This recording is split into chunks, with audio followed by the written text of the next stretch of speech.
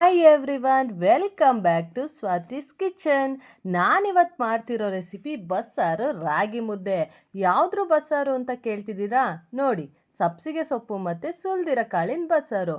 ಈ ಕಾಳಿಗೆ ಪರ್ಟಿಕ್ಯುಲರ್ ಆಗಿ ಏನು ಹೇಳ್ತಾರೆ ಅಂತ ನಿಜವಾಗ್ಲೂ ನನಗೆ ಗೊತ್ತಿಲ್ಲ. ನಿಮ್ಗೇನಾದ್ರು ಗೊತ್ತಿದ್ರೆ ಪ್ಲೀಸ್ ಕಮೆಂಟ್ ಮಾಡಿ, ನಾನು ತಿಳ್ಕೊಬೇಕಲ್ವಾ? ಅದಕ್ಕೆ ನೋಡಿ, ಫಸ್ಟು ಕಾಳುಗಳನ್ನ ಚೆನ್ನಾಗಿ ತೊಳ್ಕೊಂಡು ಬೇಯಕ್ಕೆ ಇಟ್ಕೊಂಡಿದ್ದೀನಿ.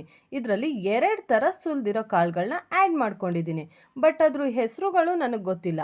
ಈಗ ನೆಕ್ಸ್ಟು ಅರ್ಧದಷ್ಟು ಕಾಳುಗಳೆಲ್ಲ ಬೆಂದ ಮೇಲೆ ಈಗ ನಾನು ಸೊಪ್ಪೆಲ್ಲ ಚೆನ್ನಾಗಿ ತೊಳ್ಕೊಂಡು ಆಮೇಲೆ ಹೆಚ್ಚಿ ಸೇರಿಸ್ಕೊಳ್ತಿದ್ದೀನಿ.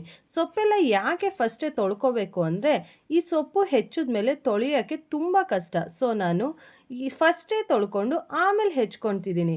ಈಗ ಸೊಪ್ಪು ಮತ್ತು ಕಾಳು 2 ಪರ್ಫೆಕ್ಟಾಗಿ ಬೆಂದಿದೆ. ಈಗ ನೆಕ್ಸ್ಟು ಖಾರಕ್ಕೆ ರೆಡಿ ಮಾಡ್ಕೊಳ್ಳೋಣ. ಈಗ ಒಂದು 20 ಹಸಿ ಮೆಣಸಿನ್ಕಾಯಿಗಳನ್ನ, ಹಾಂ, ಅಷ್ಟೊಂದು ಅನ್ಕೋಬೇಡಿ. ಅಂದರೆ ಈ ಮೆಣಸಿನ್ಕಾಯಿಗಳು ಖಾರ ತುಂಬ ಕಡಿಮೆ ಇದೆ, ಅದಕ್ಕೆ ನಾನು ಇಷ್ಟೊಂದು ಹಾಕ್ಕೊಳ್ತಿದ್ದೀನಿ.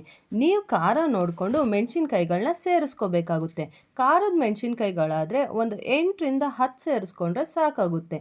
ನೆಕ್ಸ್ಟು ಒಂದು 2 ಸ್ಪೂನ್ ಎಣ್ಣೆ ಸೇರಿಸ್ಕೊಂಡು, ನೆಕ್ಸ್ಟ್ ಹೆಚ್ಚಿರೋ 2 ಈರುಳ್ಳಿ, 1.5 ಗೆಡ್ಡೆ ಬೆಳ್ಳುಳ್ಳಿನ ಸೇರಿಸ್ಕೊಳ್ತಿದ್ದೀನಿ.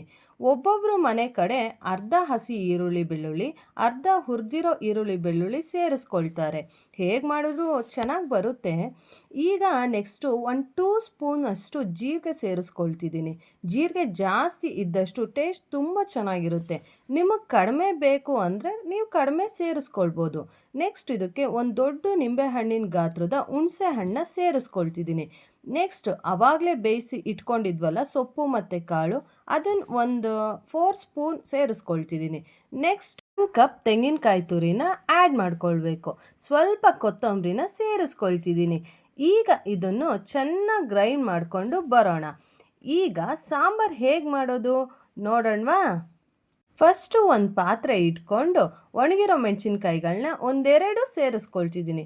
ನೆಕ್ಸ್ಟ್ ಒಂದು ಸ್ವಲ್ಪ ಕರಿಬೇವು, ಅದಕ್ಕೇ ಈಗ ಜಜ್ಜಿರೋ ಒಂದು 4 ಎಸ್ಲು ಬೆಳ್ಳುಳ್ಳಿ, 1 ಟೀ ಸ್ಪೂನ್ ಸಾಸಿವೆ, 1 ಟೀ ಸ್ಪೂನ್ ಜೀರಿಗೆ ಹಾಕ್ಕೊಂಡು ನೆಕ್ಸ್ಟು ಗ್ರೈಂಡ್ ಮಾಡ್ಕೊಂಡಿದ್ವಲ್ಲ ಆ ಖಾರನ ಸೇರಿಸ್ಕೊಳ್ತಿದ್ದೀನಿ. ನೀವು ಈ ಸಾಂಬಾರಿಗೆ ಒಗ್ಗರಣೆಗೆ ಈರುಳ್ಳಿ ಕೂಡ ಸೇರಿಸ್ಕೋಬೋದು, ಬಟ್ ನಾನಿಲ್ಲಿ ಸೇರಿಸಿಲ್ಲ ಅಷ್ಟೇ. ಈಗ 1 ನಿಮಿಷ ಬಿಟ್ಟರೆ ಸಾಕು, ಎಣ್ಣೆ ಎಲ್ಲ ಬಿಟ್ಕೊಳ್ಳುತ್ತೆ. ಈಗ ಎಣ್ಣೆ ಎಲ್ಲ ಚೆನ್ನಾಗಿ ಬಿಟ್ಕೊಂಡ್ಮೇಲೆ ಈಗ ನೀರನ್ನ ಸೇರಿಸ್ಕೊಳ್ತಿದ್ದೀನಿ. ನೀರನ್ನ ನಮ್ಮ ಕನ್ಸಿಸ್ಟೆನ್ಸಿಗೆ ಹೇಗೆ ಬೇಕೋ ಹಾಗೆ ಸೇರಿಸ್ಕೊಂಡ್ರೆ ಆಯಿತು. ಈಗ ಒಂದು ಸ್ವಲ್ಪ ಟೇಸ್ಟ್ ಚೆಕ್ ಮಾಡಿಕೊಂಡು ಉಪ್ಪು ಸೇರಿಸ್ಕೋಬೇಕು. ಆಗಲೇ ಸೊಪ್ಪು ಮತ್ತು ಕಾಳು ಬೇಯೋಕ್ಕೆ ಉಪ್ಪು ಸೇರಿಸ್ಕೊಂಡಿದ್ದೆ, ಅದಕ್ಕೆ ಉಪ್ಪನ್ನ ನೋಡಿ ಹಾಕೋಬೇಕು. ಸಾಂಬಾರೀಗ ರೆಡಿ ಇದೆ. ಇವಾಗ ಬಸ್ಸಾರಿನ ಪಲ್ಯ ಬೇಕಲ್ವಾ? ಬನ್ನಿ ಮಾಡ್ಕೊಬರೋಣ. ಫಸ್ಟ್ ಒಂದು ಬಾಣಲಿಗೆ ಒಂದು 4 ಟೇಬಲ್ ಸ್ಪೂನಷ್ಟು ಎಣ್ಣೆ ಹಾಕೋಬೇಕು. ನೆಕ್ಸ್ಟು 1-2 ಒಣಗಿದ ಮೆಣಸಿನ್ಕಾಯಿ ಒಗ್ಗರಣೆಗೆ, ಸ್ವಲ್ಪ ಸಾಸಿವೆ, ಒಂದು ಸ್ವಲ್ಪ ಜೀರಿಗೆ, 1 ಕಡ್ಡಿ ಕರಿಬೇವನ್ನ ಹಾಕ್ಕೊಳ್ತಿದ್ದೀನಿ. ನೆಕ್ಸ್ಟು ಸಣ್ಣಕ್ಕೆ ಹೆಚ್ಚಿರೋ ಈರುಳ್ಳಿನ ಸೇರಿಸ್ಕೊಳ್ತಿದ್ದೀನಿ. ಈರುಳ್ಳಿ ಗೋಲ್ಡನ್ ಬ್ರೌನ್ ಬಂದಮೇಲೆ ಆಗಲೇ ಸಾಂಬಾರಿಗೆ ರುಬ್ಬಿಟ್ಟಿದ್ವಲ್ಲ ಖಾರ, ಅದನ್ನು ಸ್ವಲ್ಪ ತೆಗೆದಿಟ್ಕೊಂಡಿದ್ದೆ, ಅದನ್ನು ಸೇರಿಸ್ಕೊಳ್ತಿದ್ದೀನಿ. ಈಗ ಚೆನ್ನಾಗಿ ಮಿಕ್ಸ್ ಮಾಡಿಕೊಂಡು ಸ್ವಲ್ಪ ಅಷ್ಟೇ ಉಪ್ಪು ಹಾಕಬೇಕು. ಈಗ ಸೊಪ್ಪು ಮತ್ತು ಕಾಳನ್ನ ಸ್ವಲ್ಪನೂ ನೀರು ಇಲ್ದಾಗೆ ಹಿಂಡಿ ಹಾಕೋಬೇಕು. ನೀರೇನಾದರೂ ಹಾಗೆ ಬಿಟ್ಬಿಟ್ರೆ ಪಲ್ಯ ಎಲ್ಲ ನೀರು ಥರ ಆಗಿಬಿಡುತ್ತೆ, ಸ್ವಲ್ಪನೂ ತಿನ್ನೋಕ್ಕೆ ಚೆನ್ನಾಗಿರಲ್ಲ. ಇದನ್ನು ಚೆನ್ನಾಗಿ ಖಾರದ ಜೊತೆ ಮಿಕ್ಸ್ ಮಾಡ್ಕೋಬೇಕು. ನೆಕ್ಸ್ಟು 1 ಕಪ್ ಅಷ್ಟು ತೆಂಗಿನಕಾಯಿ ತುರಿನ ಸೇರಿಸ್ಕೋಬೇಕು. ಬಸ್ಸಾರಿನ ಪಲ್ಯಕ್ಕೆ ಈರುಳ್ಳಿ ತೆಂಗಿನಕಾಯಿ ಜಾಸ್ತಿ ಹಾಕಿದಷ್ಟು ರುಚಿ ತುಂಬ ಚೆನ್ನಾಗಿರುತ್ತೆ. ನೀವು ಇದನ್ನು ಒಂದ್ಸಲ ಈ ರೆಸಿಪಿನ ಟ್ರೈ ಮಾಡಿ ನೋಡಿ. ಮುದ್ದೆ ಜೊತೆ ಬಸ್ಸಾರು ತಿಂದವ್ರಿಗೆ ಗೊತ್ತು ಅದ್ರ ರುಚಿ ಏನು ಅಂತ.